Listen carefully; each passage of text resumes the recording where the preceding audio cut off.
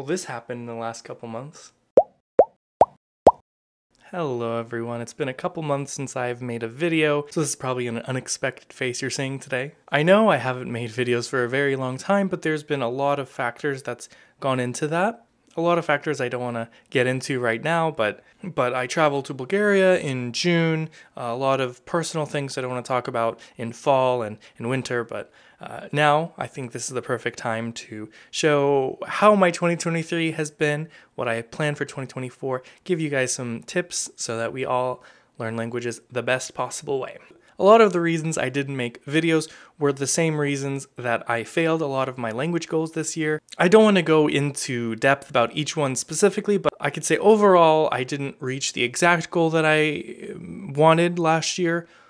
But as I've talked about before, I always try to make goals that are accumulative, so even if you do fail the big number, you did a lot of work to get there. I'm not a big fan of binary goals where you took the test or not. I'm more like, I want to learn 1,000 words. I want to watch 10 hours of something. For that reason, even though I failed a lot, I feel really happy with what I did accomplish. The one absolute success of the year was my German. Last year I had the goal of completing one game in German for the year, and earlier this year I played Pokémon Violet in German, auf Deutsch Pokémon Purpur und danach Pokémon Strahlender Diamant, which together made a total of about 136 hours and 29 minutes of interacting with German in a very text-heavy series. So I am really happy that that was successful, but the other ones had some moderate success even though it was an overall failure of the stated goal. There was a lot of monthly stuff that I was successful with.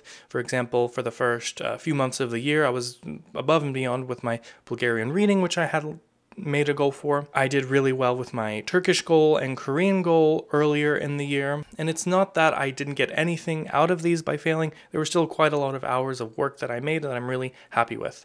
In addition, not one of my goals, but I took a lot of italki lessons in Turkish this year. I continue with that just as I wanted, and right now I haven't taken a Turkish lesson in a couple weeks because I was sick a couple weeks ago, and then after being sick, other things happened, but I feel very good with my progress in Turkish. I feel good about my progress in German, okay about my French, Japanese, Korean, okay. So without dwelling on the failures too much, I want to talk about what my goals are, my dreams are. And of course, it's not just all about me. I want to give a little bit of help for language learners out there that are trying to create their own goals for 2024. How do you make the best goal that works for you that is probably going to succeed? A lot of the mistakes online I see are people talking more about like dreams, very abstract things. They say, my goal for 2024 is to speak more fluently in French. Yes, that is something you can want, that's something you can succeed and fail at, but that's more like a dream. That is the image you want at the end. You cannot measure that. With a word like confidently or fluently, success or failure depends on how nice the person is grading your success or failure, which is a long way for me to say it's subjective.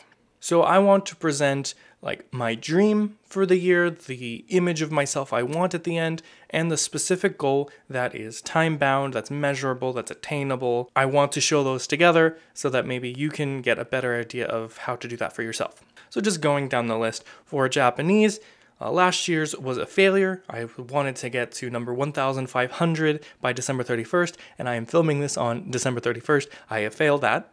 I am a couple hundred away from that. I don't think I can do that tonight. That was a failure, but the image of myself, the dream of myself that's motivating me, pushing me forward, is I want to be able to interact with Japanese media, whether that be print or visual or text or anything, and be able to not necessarily understand, but not need a kanji dictionary. That's so key to me that I don't want to use a dictionary for the characters.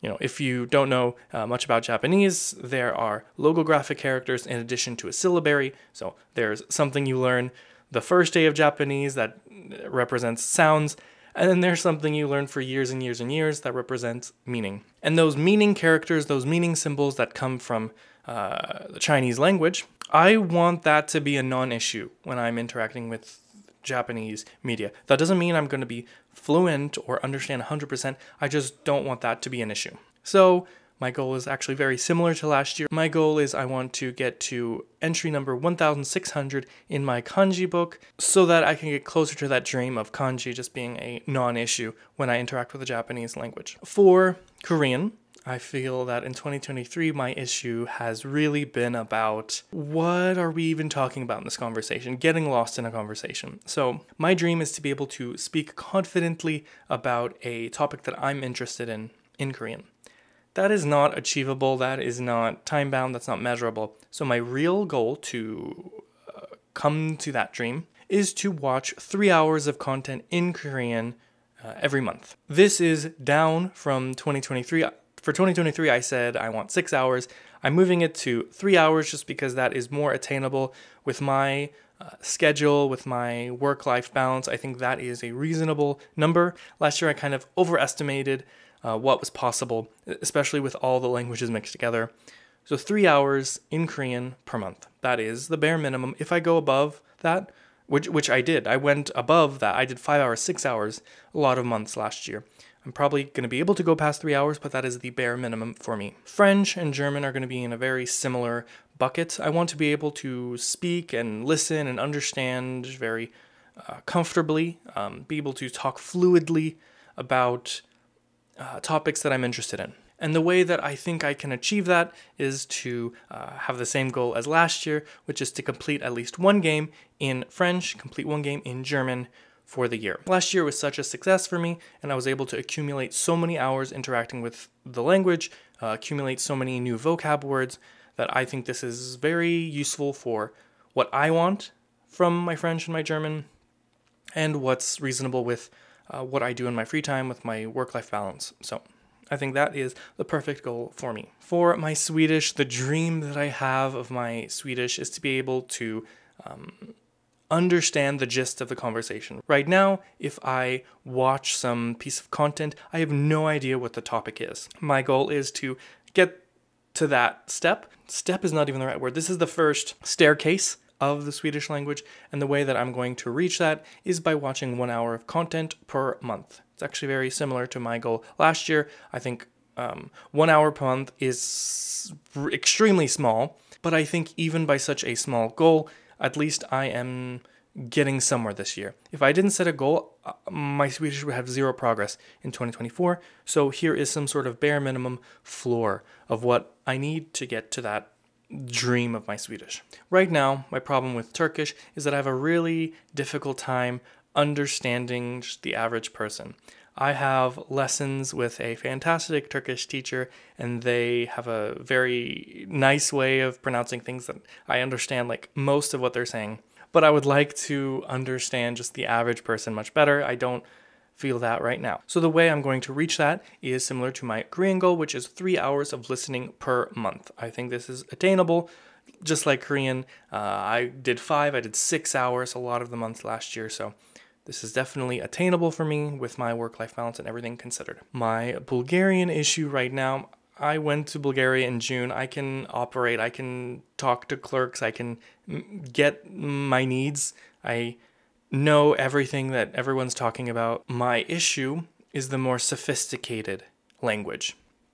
So when I watch the news and they start talking about elections or government, I'm totally lost. Just on a linguistic level. Not just I don't understand the structure of their government, but like, what are those words? What did you just say? My dream with my Bulgarian is to be able to talk about some really deep, sophisticated topic, speak and listen and understand. So to reach this level, I think the right goal for me is to watch at least 1 hour of sophisticated content per month, at least one hour. And I really want to underline that word sophisticated because I'm talking about news, politics, government, social issues, something like that. I can watch some fun drama or something more everyday language, but I really want that I want to be able to talk about that sophisticated stuff, which is what I'm lacking right now, and I think this is the way to achieve it. This is only part of the story, so I have like an A and a B to this goal. A is about the listening for an hour.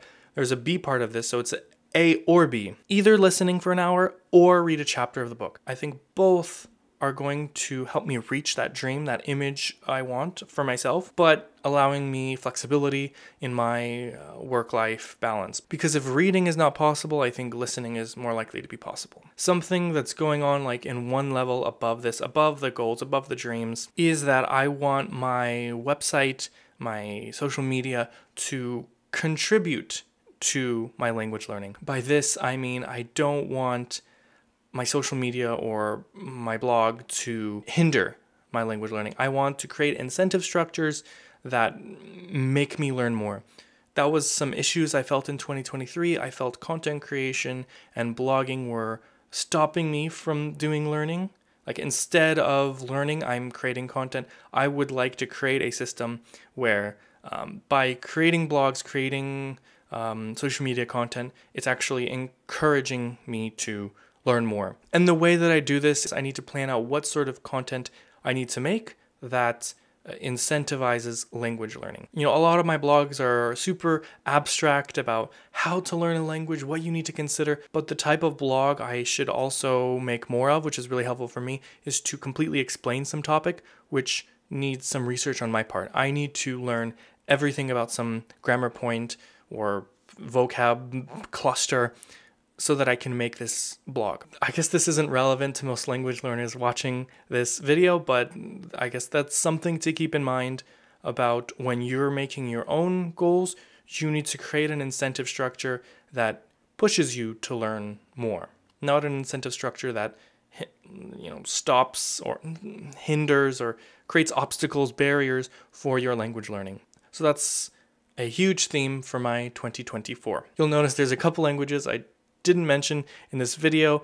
That's because I don't want to overdo my goals. I think last year I had an issue where I had so many goals that even the attainable ones were held back. Languages I didn't have big aspirations for. I just manufactured an aspiration when there were languages that I wanted to work on more that I didn't. So for that reason, there's a couple languages that are in my repertoire, that are in my tool belt, that I don't plan on having a goal for this year. That doesn't mean I'm not going to touch them. That just doesn't mean I don't want to feel obligated to do some task in January and February and March. And I don't want to just mention them in this video for the sake of mentioning them. I want to mention them if they're meaningful.